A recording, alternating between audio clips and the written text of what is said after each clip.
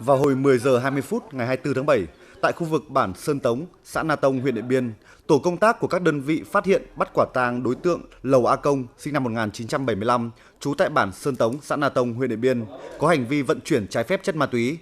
Tại hiện trường, lực lượng chức năng thu giữ 5 gói hình hộp chữ nhật, được bọc băng keo màu vàng, bên trong có gói ni lông và in chữ nước ngoài, chứa chất tinh thể màu trắng đục, nghi là ma túy đá, trọng lượng khoảng 5 kg, 4 bánh hình chữ nhật, bên trong có chất bột dạng nén màu trắng, nghi là heroin, trọng lượng khoảng 1,5 kg, một ô tô bán tải, một điện thoại di động.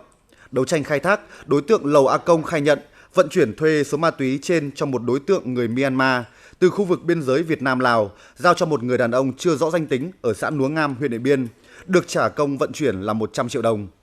Lầu A Công cho ma túy cất trong xe ô tô đi giao thì bị lực lượng chức năng phát hiện bắt giữ.